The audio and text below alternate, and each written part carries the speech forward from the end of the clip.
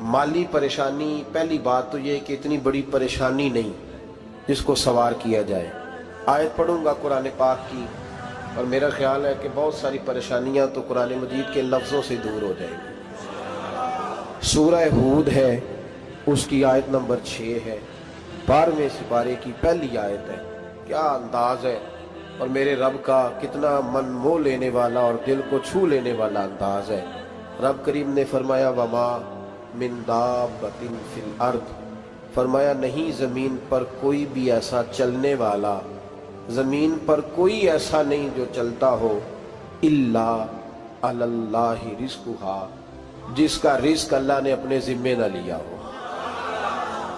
ज़मीन पे कोई चलने वाला ऐसा नहीं जिसके रिज़्क की जिम्मेदारी रब करीम की ना हो। जिम्मेदारी रिज़्क किसकी है?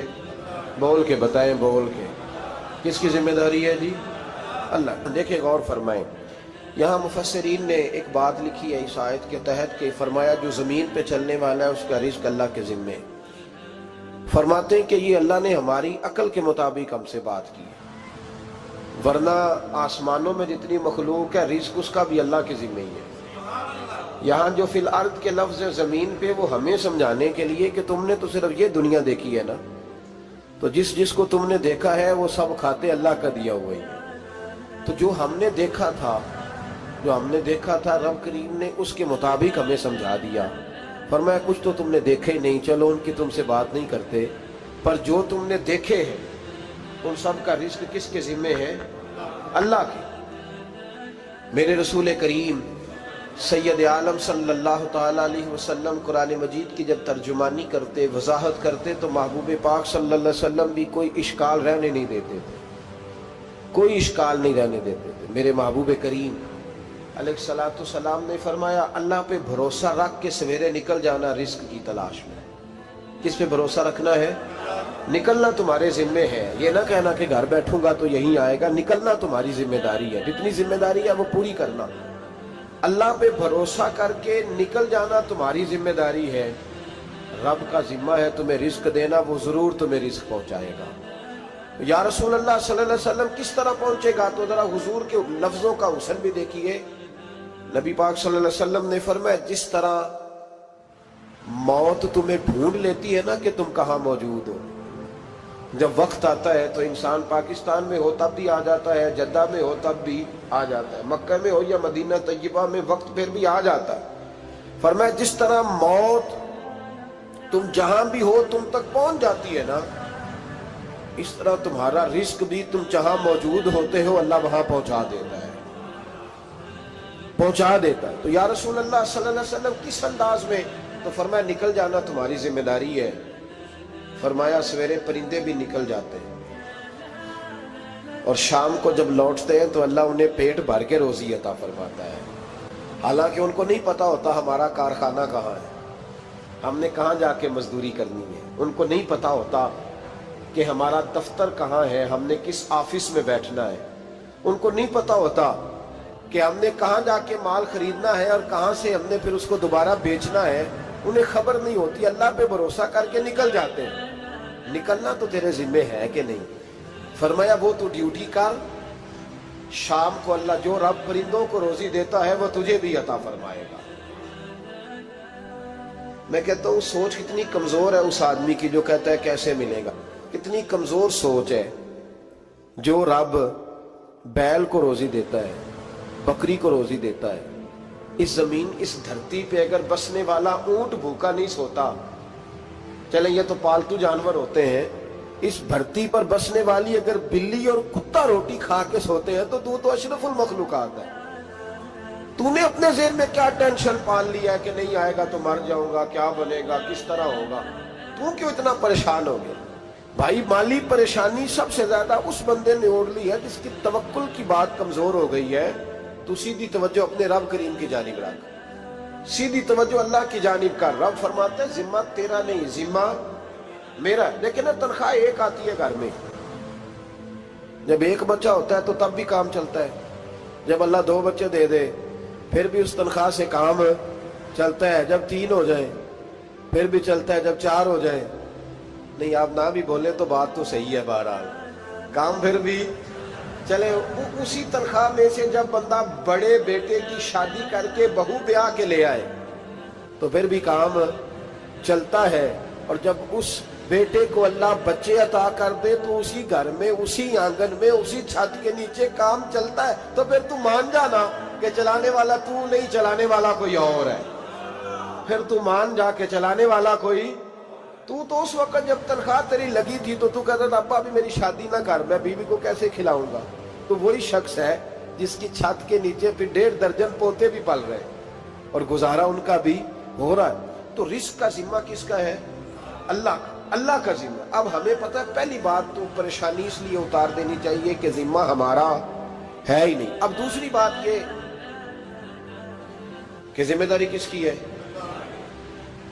اللہ حکیم بھی ہے اور علیم بھی ہے، حکیم بھی ہے اور جانتا بھی ہے، اور اسے پتہ بھی ہے کہ دینا کس طرح ہے۔ اب ہم پتہ کیا کہتے ہیں؟ کہتے ہیں وہ جو بندہ پجاروں میں بیٹھا ہے وہاں اسے نہیں بیٹھنا چاہیے، اور میرا حق تھا۔ تجھے زیادہ پتہ ہے کہ اللہ کو؟ بول کے بتانا کس کو پتہ زیادہ ہے؟ کیوں جی؟ تو آپ اصل ٹینشن پتہ کب لگتی ہے؟ جب بندے کہتے ہیں نہیں وہ پجاروں میری تھی، میرا حق تھا۔ وہ جب گزرتی ہے نا پاس سے مہران کے تو مہران والا ٹینشن بڑی لیتا ہے، حالانکہ اللہ کو زیادہ پتہ ہے کہ وہ حق۔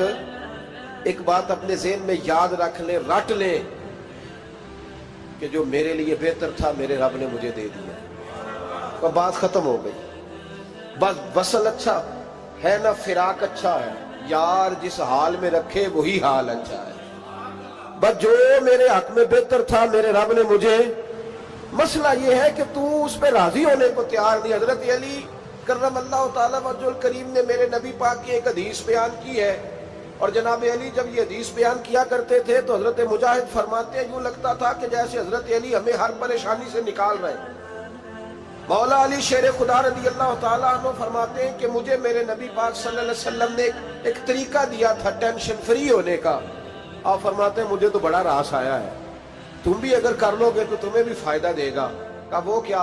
حضرت علی کہنے لگے محبوب علیہ السلام نے فرمایا تھا لوگوں تم اللہ کے دیے ہوئے تھوڑے رزق پہ راضی ہو جاؤ، وہ تمہاری تھوڑی عبادت سے تم سے راضی ہو جایا کرو گا۔ بس تم 2 نفل بھی پڑھو گے تو اللہ راضی ہو جائے گا، تم 1 رکوع بھی سویرے اٹھ کے پڑھو گے تو وہ راضی ہو جائے گا، وہ تمہارے 313 درود شریف سے راضی ہو جائے گا، تم اس کے دیے ہوئے تھوڑے رزق سے راضی ہو جاؤ۔ ٹینشن اس لیے ہوتی ہے کہ ہم راضی نہیں جو اس نے ہمیں دیا ہے۔ وہ حل میں مزید کی جو دوڑ ہے نا، حل میں مزید کی، بے قدرہ کچھ قدر نہ جاتی، کیتی خوب تسلی ہو، دنیا دار پجاری زردے، کتیاں دے گل ٹلی ہو، بک بک روشن اکھیاں تکیو ویک حویلی کلی ہو، تے کوچ نصیر اساں جد کیتی پہ جانی تھر تھلی ہو۔ تو یاد رکھیں یہ جو ہے نا مصیبت کے مال آ کیوں نہیں رہا، وہ سامنے والا پلاٹ میرے گھر کے سامنے ہے گھر کے سامنے، پر رجسٹری میرے نام کیوں نہیں؟ یہ مصیبت سانس نہیں لینے دیتی۔ موٹر سائیکل کھڑی کرتا ہے نا جب آ کے دکان سے روٹی کھانے آتا ہے، دفتر سے گھر آتا ہے، کاروبار سے آتا ہے، تو جہاں موٹر سائیکل کھڑی کرتا ہے وہ ٹینشن بڑی ہے کہ کبھی میری ہو جائے نا یہ والی جگہ تو میں یہاں بھی بورڈ لگاؤں اپنے نام۔ اس نے مالی پریشانی پیدا کی۔ تو جس حال میں ہے، کیونکہ تو نے اپنا یہ حال خود نہیں بنایا، جس نے بنایا ہے وہ بڑا بہتر جانتا تھا کہ تو اسی حال میں اسے اچھا لگتا ہے۔ تو اسے اسی حال میں، ایک بزرگ تھے تو ان کی طبیعت بڑی علیل ہو گئی، بیمار ہو گئے، تو اللہ نے آزمائش دی تو کیڑے پڑ گئے وجود میں۔ ایک کیڑا یہاں سے کھا رہا تھا، اللہ والے بڑے راضی رہتے ہیں اس کی رضا پہ، تو کیڑا یہاں کھا رہا تھا تو نیچے گر گیا، تو بابا جی نے اٹھا کے پھر وہاں رکھ لیا، کہنے لگے جب اس نے تیری ڈیوٹی مجھے کھانے کی لگائی ہے تو میں اس بات پہ راضی ہوں تو نیچے کیوں گرتا ہے؟ بس ٹھیک ہے کھا، جب اس نے تجھے ڈیوٹی جو تیری لگائی۔ سالبہ بن عبد الرحمن ایک صحابی تھے، سالبہ غالباً نبی پاک صلی اللہ علیہ وسلم کی خدمت میں آئے، کہنے لگے یا رسول اللہ صلی اللہ علیہ وسلم غربت بڑی ہے، میرے لیے دعا کریں اللہ زیادہ مال دے۔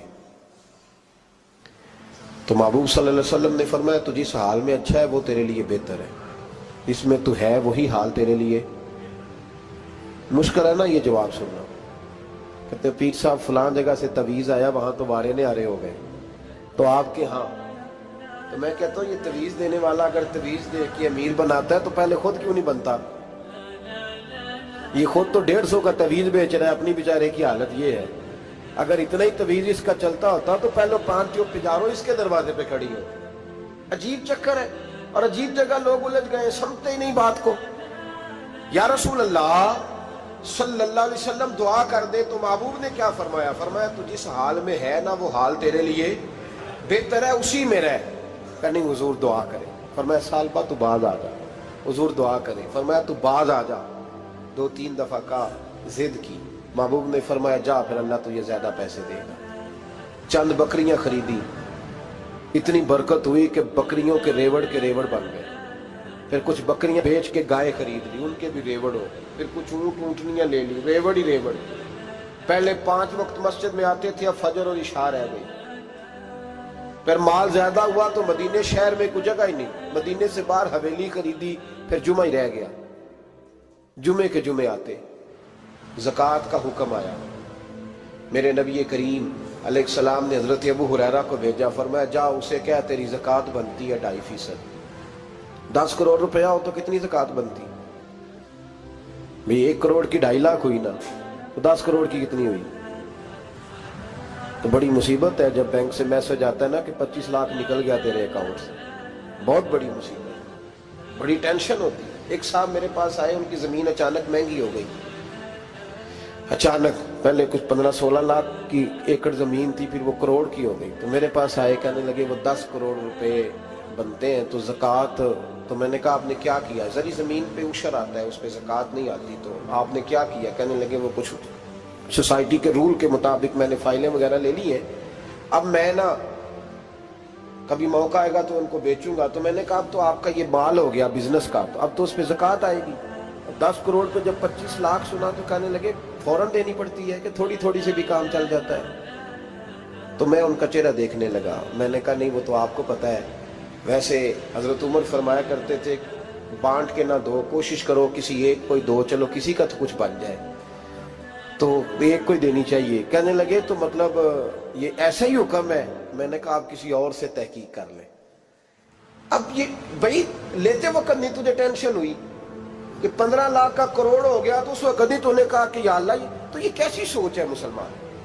کس طرح کا اس کا؟ ہمارے ہاں جب کسی آدمی پہ حالات خراب ہوتے ہیں نا تو سب سے پہلے وہ اس طرح کرتا ہے کہ جو میں کہیں اللہ کے راستے میں دیتا ہوں پہلے اسے بند کرو۔ جس راستے تجھے آ رہا تھا پہلے تو نے وہ راستہ بلاک کیا۔ حضرت اسماء بنت ابی بکر صدیق کہتی ہیں میں حضور کو مسجد کے لیے، ادارے کے لیے، صحابہ صفا کے لیے کچھ دے رہی تھی، تو میں نے گننا شروع کیا تو حضور مسکرانے لگے۔ حضور مسکراتے کیوں ہیں؟ تو فرمانے لگی، محبوب فرمانے لگے اسماء اللہ کے راستے میں گن گن کے نہ دیا کر، ورنہ وہ بھی تجھے گن گن کے دے گا۔ تو اس کے راستے میں بے حساب دے، وہ بھی تجھے بے حساب ہی عطا فرمائے۔ لیکن پہلے یہ والا پہلے دروازہ بند کرو، یہاں سے پیسے ختم ہو رہے ہیں۔ تو اس طرح کرنا بھائی، اس دفعہ سوٹ ذرا گرمیوں والے نہ خرید، لیکن جو تو اللہ کے راستے میں دے رہا ہے اسے دیتا رہے۔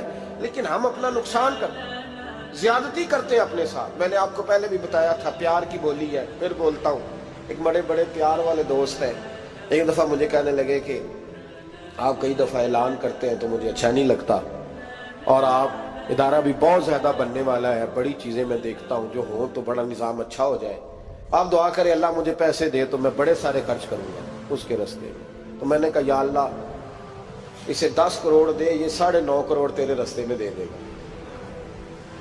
تو چپ کر گیا، جس طرح آپ نہیں کر گئے سارے، چپ کر گیا وہ بھی۔ اس نے کہا جی نہیں جی انشاءاللہ کریں گے۔ تو میں کیا پلیا جی تے دعا پہ ہوں دیا، ابھی تو وہ آئیں گے تو تب دیکھی جائے گی، تو یہیں اڑ گیا ہے۔ یعنی 9.5 کروڑ اللہ کے راستے میں خرچ کرنے کی دعا پہ بھی آمین کوئی نہیں کہتا کہ چلو آمین ہی کہہ دیں۔ تو میں کہا تینوں تے 50 لاکھ بچتا سی پیا، لیکن تو اس سودے پہ تیار ہے۔ جب یہ سوچ ہوتی ہے، یہ غلط سوچ ہے، یہ بات تو اگر تے مسکرانے والی، لیکن یہ سوچ صحیح نہیں۔ حضرت عثمان غنی رضی اللہ تعالیٰ عنہ کہتے ہیں جس وقت نبی پاک صلی اللہ علیہ وسلم نے اعلان کیا نا جنگ کے موقع پر کہ 800 سپاہیوں کا خرچہ چاہیے، کہتے ہیں میرے پاس 600 کا تھا۔ یہاں ایک روایت میں حضور نے 1000 کا اعلان کیا تو میرے پاس 800 کا تھا۔ جب 2-3 دفعہ نبی پاک نے اعلان کیا تو کہتے ہیں میں نے کھڑے ہو کے کہا یا رسول اللہ پورا 800 میری طرف سے۔ کہتے میں نے 200 سپاہی کا خرچہ ادھار اٹھایا لیکن پورے 2 مہینے نہیں گزرے تھے، رب کریم نے مجھے کئی گنا کر کے پیسے واپس عطا فرما دیے۔ پر بات تو یہ ہے کہ تیری وہاں لو لگی ہو، تو تجارت کرتا ہے ان لوگوں کے ساتھ جو کیا دے سکتے۔ تو سالبہ کے پاس حضور نے پیغام بھیجا، پہلے تو کہا تیرے لیے بہتر نہیں مال، جب اصرار کیا تو بڑی برکت ہو گئی، بڑا آیا تو فرمایا زکوٰۃ دے، 2.5 زکوٰۃ ہے۔ اب جب سوچا کہ 5 اونٹوں پہ ایک بکری جائے گی اور بڑا سارا مجھے دینا پڑے گا، اب جب غور کیا تو یہ تو نہ کہا کہ میں نہیں دیتا۔ حضرت ابو ہریرہ سے کہنے لگے نبی کریم علیہ السلام کی خدمت میں عرض کرنا کہ میں خود آؤں گا۔ حضرت ابو ہریرہ نے آ کے عرض کی یا رسول اللہ صلی اللہ تعالی علیہ وسلم، حضور وہ کہتے تھے میں خود آؤں گا، تو کہتے ہیں محبوب نے ٹھنڈی سانس لی، فرمایا اسے کہا تھا کہ تیرے لیے مال بہتر نہیں، اب ہلاک ہو گیا، ہائے افسوس ہلاک ہو گیا۔ ان کو بھی تھوڑی دیر کے بعد احساس ہوا کہ یہ میں نے کیا کیا، نبی پاک کو ہی کہہ دیا نہیں ہے، حضور کو کہہ دیا بعد میں آؤں گا۔ اب دوڑے آئے، عرض کی حضور میں سارا کچھ لے کے آیا ہوں، قبول کر لیں۔ محبوب نے فرمایا گویا بلال حبشی کی خشک کھجور بھی قبول ہے، اور صہیب رومی ایک اٹی بان کی لائے تو وہ بھی قبول ہے، اور عمار بن یاسر اور مصعب بن عمیر اگر 2 دینار دے جائیں اور کوئی پرانا جوڑا کسی سپاہی کے لیے چھوڑ جائے تو وہ بھی قبول ہے، لیکن تو اپنا لاکھوں لے کے چلا جا، تیرا کوئی نہیں قبول، معاف کر دیں۔ فرمایا جا معاف کیا، پر پیسے لے کے نہ آنا۔ اگلے سال پھر آئے، بندے ہوئے ہاتھ ہیں، محبوبہ میں دولت کا کیا کروں گا، آگ لگانی ہے، قبول کر لیں۔ فرمایا تو لے جا، تیرا نہیں قبول، گرا جو ان کی نگاہ سے وہ سنبھل نہیں سکتا۔ حضور نے وصال ظاہری کیا تو جناب صدیق اکبر کے پاس آئے، لاکھوں کا مال، ابو بکر قبول کر لو، تو جناب صدیق اکبر کہنے لگے اس کا کر لو جس کا نبی نے نہیں کیا، چل جا، کوئی نہیں چاہیے۔ حضرت عمر کے زمانے میں قحط پڑ گیا، بارشیں نہیں ہوتی، غلہ نہیں ملتا، حالات خراب ہے، مالی طور پہ بحران آ گیا، غربتیں، مجبوریاں، تکلیفیں، آ کے روئے، عمر میرا قبول کر لو، مجھے معافی تو مل گئی تھی نا۔ فرمایا معافی اپنی جگہ پہ، پر جس کا مصطفیٰ نے قبول نہیں کیا۔ بہت سارے لوگوں کو پتہ ہی نہیں کہ ان کا قبول ہی نہیں ہوا، اور وہ الجھے ہوئے ہیں، انہیں خبر ہی نہیں کہ اصل بات کیا ہے۔ فرمایا جس کا مصطفیٰ کریم نے قبول نہیں کیا، اب ہیرے اور جواہرات بھی لے کے آئے تو بھوکے مریں گے، پر اس کا قبول، اس بات پہ راضی رہو اس حال میں اللہ نے رکھا ہوا، اس حال میں راضی رہو۔ یہ جو مصیبت ہے نا دیکھنی کہ وہ بھی میرے پاس، تمہیں کیا پتا، کبھی پوچھ تو صحیح اس سے وہ کس مصیبت کا شکار ہے، جو مالی طور پہ بڑا امیر ہے، تو اس کی طرف دیکھ کے اپنا دل برا کرتا ہے۔ بس جس حال میں رب نے رکھا ہے اس حال میں رہ۔ حضرت عثمان غنی کے زمانے میں تو وہ وصال کر گئے، لیکن بھائی تو جس حال میں تیرا رب تجھے رکھتا ہے اس حال میں رہ، تیری مالی پریشانیاں ختم ہو جائیں۔ میں نے پہلے بھی شاید آپ کو ایک دفعہ کہا تھا، میں تعلیم سے فارغ ہوا تو میرے ایک استاد اور میرے کچھ دوست کہنے لگے افریقہ آ جائیں آپ، بھائی بہت بڑا ادارہ ہے، اس کو چلائیں، اس کو سنبھالیں۔ میری والدہ سے میں نے کہا، اس طبیعت ہوتی ہے نا انسان کی، میرا بھی دل لگ گیا۔ میری اماں پڑھی نہیں تھی لیکن اللہ نے دانائی بڑی عطا فرمائی تھی، حکمت بڑی تھی، سیانی بڑی تھی۔ تو میں نے کہا اماں جی تو مجھے ساؤتھ افریقہ کی دعوت ہو رہی ہے تو آپ کیا کہتی ہیں؟ تو اٹھ کے میرے پاس آ گئی اور مجھے انہوں نے اپنے بازوؤں میں لے لیا، پھر میرا ماتھا چوما، کہنے لگی پتر میں تے وال بھی نہ پوٹ کے دیوا کسی نے، ہم نے دولت کا کیا کرنا، تو اللہ کا نام لے کے کہیں بیٹھ جا، رب کریم رون کے لگا دے گا، خیر ہو جائے۔ تو میرے بھائی یاد رکھیں ان چیزوں سے تھوڑا سا دیکھیں نا، قناعت کریں، جو اللہ نے دیا اس پہ راضی ہو جائیں، اللہ بڑا مہربان ہے، وہ آسانیاں کر دیا کرتا ہے۔ تو یاد رکھیں میرے رسول کریم علیہ السلام نے ایک تو ہمیں درس یہ دیا ہے کہ تو سمجھ جا، قرآن نے ہمیں بتایا ہے کہ روزی تیری ذمہ داری نہیں، روزی کس کی ذمہ داری ہے؟ اللہ کی۔ اور دوسری بات یہ کہ جو اللہ نے تمہیں دیا ہے اس پہ تو راضی ہو جا، تیری مالی پریشانیاں ختم ہو جائیں۔ اور پھر حضور صلی اللہ علیہ وسلم نے فرمایا مذہبی طور پر جب دیکھو تو آگے دیکھو، اور دنیاوی طور پر جب دیکھو تو پیچھے دیکھو، پریشانی ختم ہوگی۔ مذہبی طور پر جب دیکھو، جو 5 نمازیں پڑھتا ہے وہ تہجد پڑھنے والے کو دیکھے، اور جو تہجد پڑھتا ہے وہ اشراق چاشت پڑھنے والے کو دیکھے، اور جو بندہ اشراق اور چاشت پڑھتا ہے پھر اس کو دیکھے جو سارا دن مصطفیٰ پہ درود پڑھتا ہے۔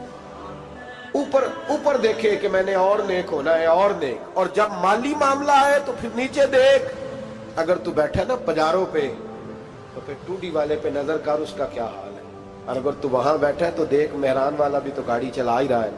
और अगर तू वहां है तो मोटरसाइकिल वाला देख, और तू वहां है तो फिर साइकिल वाले पे नजर, और अगर तू साइकिल वाला है तो पैदल वाले को देख, अगर तू किराए के मकान में रहता है तो फिर झोंपड़ी वाले को देख, और अगर तू झोंपड़ी में रहता है तो फिर भी परेशान ना होना। कुछ ऐसे भी हैं जिन्हें झोंपड़ी भी नसीब नहीं, जो सड़क पर लेटे हुए हैं। और अगर तू तंदुरुस्त है ना तो कभी जाके अस्पताल में देख हाल क्या है, लोग किस हाल में। तो हम शुक्र नहीं अदा करते, उसका नुकसान क्या होता है, नेमतें चली जाती हैं। अल्लाह फरमाते लाइन शकर तुम लाज़ीदन्नकुम, तो शुक्र अदा कर, मैं नेमतों में इजाफा कर दूंगा। तो भाई माली परेशानी का तीसरा सबब ये है कि हम देखते हैं माली तौर पर ऊपर, तो फिर हमें तबीयत बिगड़ती है। और फिर माली परेशानियों के कुछ और असबाब भी हैं। इमाम शाफी फरमाते हैं जिन घरों में लोग फजर की नमाज के वक्त सोए होते हैं उन घरों में रिस्क नहीं आता। आप फरमाते हैं फजर का वक्त अल्लाह के देने का वक्त है, उस वक्त अल्लाह बांटता है। हुजूर सल्लल्लाहु अलैहि वसल्लम का फरमान है ना हदीस में कि तहज्जुद के वक्त अल्लाह पहले आसमान पे नुज़ूल जलाल फरमाता है जो उसकी शान के लायक है तहज्जुद के वक्त, और वो कहता है मांगो मैं तुम्हें अता करूंगा। लेने की बारी आए तो बंदा समेट समाट के अंदर घुस जाए। हमारे यहाँ ये होता है कि इशा के बाद बच्चे बैठते हैं मोबाइल लेके, तहज्जुद का वक्त आता है तो उनकी आंखें बंद होनी शुरू होती, तो लेने के वक्त तो तू सोया था, तेरा मसला कैसे हल होगा भाई। जब कोई आदमी खैरात बांट रहा हो तो जो प्याला पीछे कर ले उसे मिलेगा। कहते उस वक्त आना जब मैं बांट रहा था, अब तू किधर आ गया है। मिसाल दे रहा हूं, तो फजर का वक्त मांगने का है, तो सारी रात तो गुजर गई गेमें खेलते टीवी देखते, और जो लेने का वक्त था तू सो गया, तो कैसे आएगा तेरे पास। तो उठे सवेरे बंदों से मांग के देख लिया, बड़ी इज्जतें खराब हुई। फजर का वक्त उठ के झोली फैलाए। मेरे रसूल पाक अलैहिस्सलाम फरमाते हैं, रब फरमाते हैं जब बंदे मेरे आगे झोली फैलाते हैं मुझे शर्म आती है। किसे चुमे यार गुलाब ताई, किसे जाके कलीनो चुमे आए, किसे चुमे यार दी चौखट नो,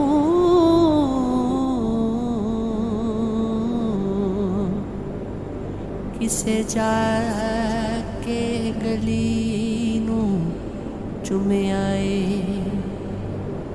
किसे चुमिया हाकिमे वो सताई,